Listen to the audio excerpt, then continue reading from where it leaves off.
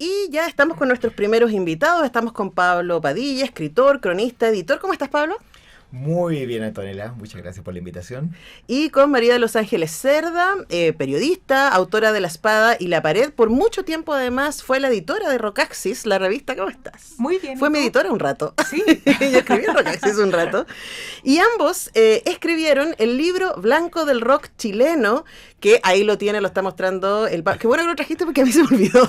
Así que gracias por traerlo y mostrárselo a la gente, que es un libro que a mí me encantó porque es una especie de diccionario, pero que tiene un tipo de curatoría muy particular, diríamos, ¿no? Que tiene, por supuesto, mucho énfasis en el rock chileno y también en el rock latinoamericano, y que le da una perspectiva novedosa, creo yo, a algunas entradas clásicas que serían los Beatles o los Rolling Stones o los Ramones. Entonces hablemos, para partir, María de los Ángeles, de ese trabajo, ¿no? Que mezcla parte del trabajo que tú venías haciendo en Rockaxis, pero que aquí le da una nueva mirada. Sí. Bueno, primero que nada, este libro se lanzó por primera vez el 2009 y para esa edición trabajamos alrededor de 3 años con todo el equipo de Rockaxis. Fue un trabajo súper colectivo, así como que entre todos íbamos decidiendo quién iba, quién no iba. Fueron conversaciones eternas. ¿Cómo no va a ir esto? Sí, exactamente. Y después al final, entre Cote, Pablo y yo, fuimos como depurando un poco la lista, porque si no, era una lista interminable. Uh-huh. Y en 2021 más o menos, sí. Retomamos la idea porque pensamos que ya necesitaba una actualización. Uh-huh. Desde el 2009 al 2021 ya había pasado mucho tiempo, ha cambiado la escena también, uh-huh, ha cambiado la forma en que escuchamos música también. Entonces, para esta vez, aparte de todos los clásicos que ya conocemos de Beatles, Rolling Stones, etcétera, King Crimson, incluimos figuras que en ese momento pensamos que se nos escapaban un poco del rock, pero ya ahora decidimos sin vergüenza incluirlos porque ya estamos también mayores y ya no tenemos tanto prejuicio ni pudor. Pero es que también son figuras súper relevantes para el rock y para la música popular en general, como Bob Marley, como Violeta Parra, como Víctor Jara, como Stevie Wonder, como uh-huh, Prince. Entonces, fueron figuras que, a pesar de que no ser del rock estricto, sí son muy influyentes dentro del género y dentro de otros géneros también. Y también incluimos más figuras femeninas y más figuras latinoamericanas, uh-huh, porque queremos hacer espejo de lo que está sucediendo en Chile también, uh-huh, de que quizás las bandas latinoamericanas no gozan del éxito que gozaron en los 90 a nivel continental. Porque ya no tenemos MTV también, o sea, ese fue un cambio radical. Claro, pero sí, yo creo que hay cada vez más variedad de bandas y de países de los cuales escuchamos en Latinoamérica. Uh-huh. Por ejemplo, que hay una escena muy poderosa en Uruguay, a pesar de ser un país pequeño, pero sí hay muchas bandas de Uruguay y que tienen un público cautivo en Chile. Sí. Aparte de, por ejemplo, banda argentina. Aparte de Toenosa acá. Claro, bandas colombianas también. Entonces queríamos hacer espejo de eso, más que como hacer espejo como de un movimiento migratorio, más bien que nos estamos volviendo un poco más inclusivos en distintos aspectos del rock, que ya no pasan solamente por la parte anglosajona, sino también como de lo que hacemos desde nuestra identidad latinoamericana y también un poco desde nuestra identidad femenina también. Uh-huh. Ahora, incluso con esas directrices, ¿no?, para hacer la selección, Pablo, igual es gigante. Entonces me imagino, y desafiante, ¿no?, porque es un libro que tiene una cantidad de páginas importantes, pero de todas maneras no va a caber todo. Entonces preguntarte, me imagino que también pensar en un público objetivo ayuda a decir, ya, esto queremos hablarles a estas personas y mostrarles esta música, o incluirlos a través de esta entrada, ¿no? Así que hablemos también de para quienes pensaron que está escrito el libro Blanco del Rock. Mira, su segunda edición especialmente creo que el libro blanco logró romper un poco el nicho en el cual nos habíamos circunscrito en la primera edición. Yo creo que era mucho más de nicho la primera edición, siendo que ya era bastante amplia. O sea, hasta donde yo recuerdo, empezamos, la primera lista eran 90 bandas y terminamos con 387 bandas mencionadas. Uh-huh. Entonces, en la segunda edición teníamos claro que había que hacer una actualización cronológica, por lo tanto había que entrar con las nuevas generaciones también, ¿ya? O sea, de hecho tenemos bandas de gente bastante joven y que están sonando harto.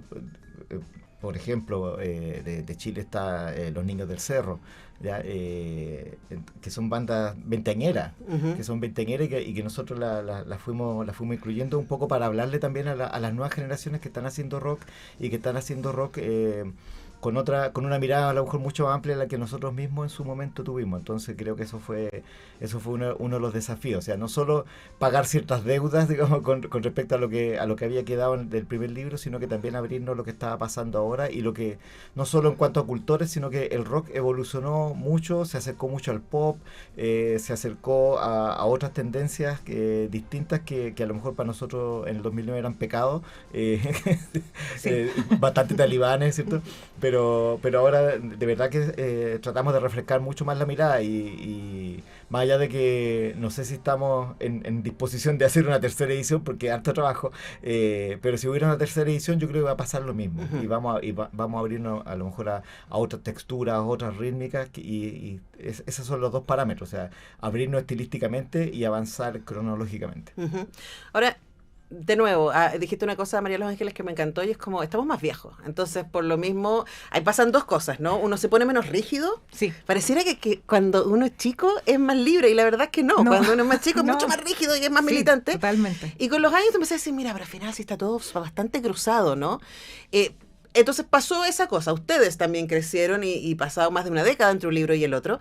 Y por otra cosa, también dijiste algo que quisiera detenerme y tiene que ver con la manera de consumir, es distinta. Nosotros que somos todos sexennials, ¿cierto?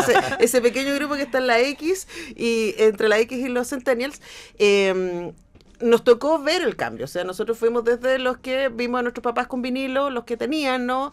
A grabar las canciones, el otro día mi hermano nos acordamos, a grabar las canciones de la radio, y cruzar los dedos, que por favor no hablara nadie entre mí, que no marcara las canciones, a luego ser los primeros que empezamos a bajar música, que teníamos que esperar toda la noche para que pudiéramos, luego que la encontráramos, a tener esta cosa hoy día de las plataformas que en un clic puedes tener la discografía completa de una banda alemana perdida en el espacio para nosotros, ¿no? Claro. Entonces hablemos también de cómo todo eso cambia también el ejercicio periodístico y la manera de cubrir la música. Sí, hubo un colega que me preguntó, ¿por qué quieres hacer el libro si está todo en Wikipedia? Y como que me ofendió un poco la pregunta. Muy bien, colega. Porque el libro precisamente no recoge una biografía así como puntual, así como nació en 1964. No es nuestro punto, es como abarcar como el centro del artista. ¿Por qué marcó influencia para nosotros? Y eso es lo que hace la diferencia en cuanto, por ejemplo, a una enciclopedia que quizás tenemos en la casa de que es como súper de datos duros y cosas así, sino que también acá nosotros involucramos un poco nuestra admiración por estos artistas. Eso es lo que lo hace distinto. Se habla desde el melómano. Claro, sí.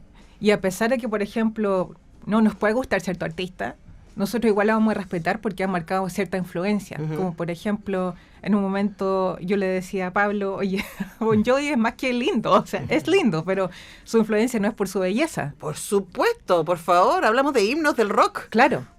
Entonces, esas cosas, a pesar de que a ciertos artistas puede que nos guste o no, tenemos que respetar todo lo que ha marcado en la historia del rock. O por ejemplo, estaba pensando en Prince, ¿no? Que es una figura polémica hoy día. Sí. Pero a ver, o sea, es como estamos hablando de alguien que cruzó frontera. Exactamente. Y que hizo escuela también, sí, ¿no? Entonces es súper importante. Ahora, Pablo, este libro, hoy día el libro blanco ya no es solamente un texto que ustedes pueden conseguir en librerías, sino también un podcast. Cuéntanos respecto a eso. Mira, porque la pequeña historia de cómo llegamos al podcast, más allá de que yo siempre tenía el sueño, yo sabía que este libro en sí mismo es un podcast. Y Ángel es testigo que yo siempre estaba diciendo, hagamos un podcast, pero no teníamos como la posibilidad ni el tiempo, pero siempre yo estaba un poquito hinchando al equipo para que viéramos cómo convertirlo en podcast. Y resulta que circunstancialmente tuve una conversación con personas de la radio cooperativa, con Patricio Chacur específicamente y con Manfred Schwager, y porque me entrevistaron para un aniversario de Jorge González, y ahí yo les planteé, en el cafecito ese que uno toma antes de salir al aire, estuvimos conversando y me dijeron, ya, vamos. Y a los 3 días estábamos pactando la reunión y nos largamos con el tema, ¿ya?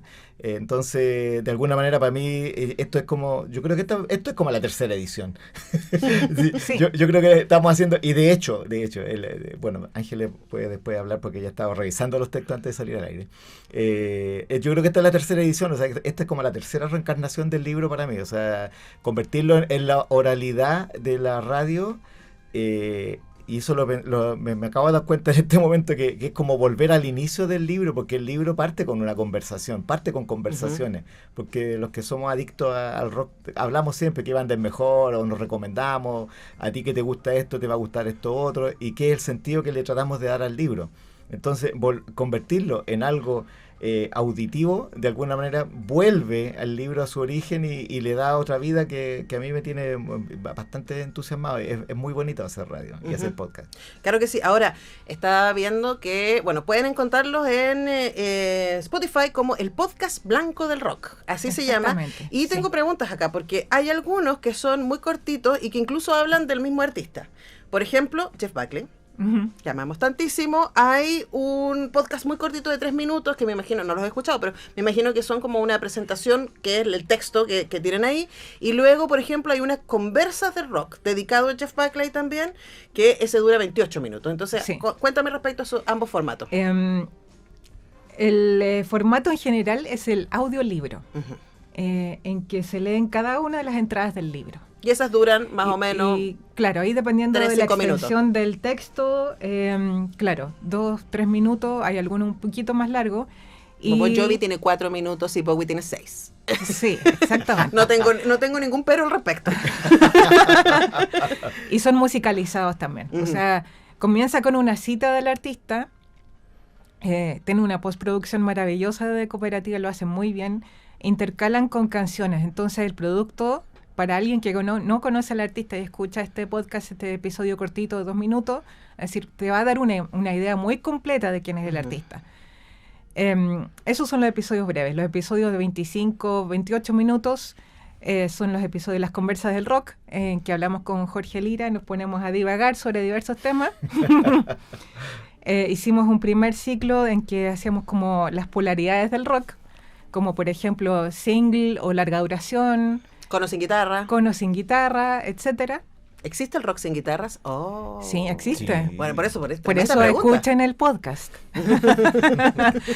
Y ahora estamos abarcando este ciclo de artistas con discografías breves. Ujú. Y ahí está el ejemplo de Jeff Buckley, Ahora, que tiene una discografía brevísima, es un disco. sí, pero también no es solamente el hecho de que tenga una discografía breve, sino una discografía breve que haya marcado una influencia tremenda, como lo hizo Jeff Buckley. O sea, Grace es un disco sin el que no existirían tantos proyectos, incluyendo la carrera solista de Chris Cornell, por ejemplo. ¿no? Exactamente, sí. Ahora, pensaba también en eso, ¿no? En dar pistas, en abrir, en ir armando, ¿cierto? Caminos posibles. Y ahí preguntarte, Pablo, respecto a eso, ¿no? Porque el libro Blanco del Rock ya nos abre ciertas puertas que tienen que ver no con el dato, sino con la emoción del fan informado, diríamos, ¿no? Como en el caso de ustedes. Y cuando eso se lleva al diálogo, ¿qué sientes tú que está pasando con la misma información que ustedes crearon para el libro?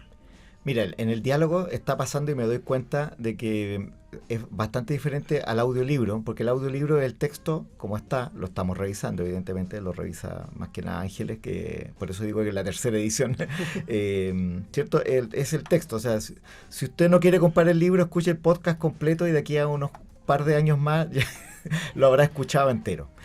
Pero el diálogo tiene toda la potencia que tiene una conversación. O sea, juntamos visiones, la visión de Jorge Lira, que está lleno de anécdotas y de conocer de primera fuente un montón de artistas. Nuestra propia experiencia a través de estos años también reporteando, escribiendo, escuchando, Viendo conciertos. yendo a conciertos, ¿cierto? Entonces...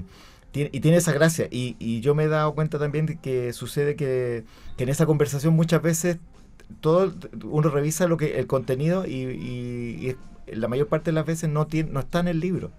¿Ya? En las conversaciones salen datos, salen Claro. temas, salen recomendaciones que no necesariamente están en el libro. O sea, tampoco es que estemos en vivo nosotros conversando sobre el libro y mirándolo y diciendo, mira lo que dice. No, o sea, eso creo que ha sido claro en varias de los temas, yo diría que la mayoría. Entonces, creo que tiene esa gracia de la conversación, como dijo Ángel, divaga y se va para lados que uno a veces no se da cuenta. Y eso es súper entretenido, por lo menos hacerlo. Uh-huh. Espero que la gente no se aburra tampoco con nuestro... Bueno, a mí un par de personas me han dicho que lo encuentra corto. Bueno, sí, pues suele suceder. Ahora, vamos a dejarlos a todos y todas invitados entonces que se consigan el libro Blanco del Rock. Está en librerías, está editado por Rila Ediciones y por Rocaxis, y también el podcast Blanco del Rock, que lo pueden escuchar en las plataformas de Radio Cooperativa y también en Spotify está disponible. Y para cerrar tengo una pregunta corta pero precisa para María de los Ángeles, porque el viernes nosotros nos encontramos en la calle y le dije, justo te estaba pensando.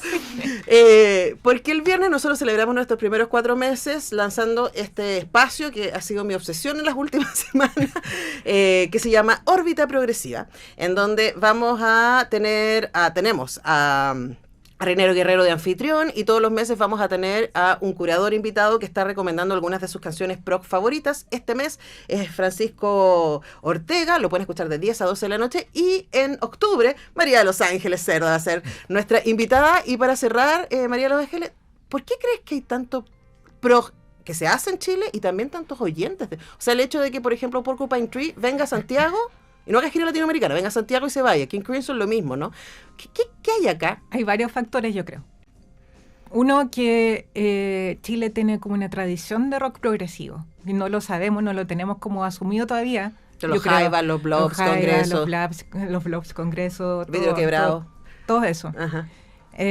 Por una parte, y por otra parte nosotros como país también tenemos una influencia anglosajona, como te decía antes, también súper fuerte. Entonces yo creo que una mezcla de esas dos cosas es la que nos hace como ser como público amante del progresivo, y también un poco que somos un público en general súper ñoño. Lo somos. Y no hablo solamente del rock, hablo de todo, o sea, de cine, del anime, de los cómics, de todo. Somos tan ñoños que me calza que nosotros seamos fan del progresivo. Nuestra cosa isleña, yo creo, así, provinciana, hacia adentro nos hace ahí conectar con aquello. Sí, yo creo que un poco eso.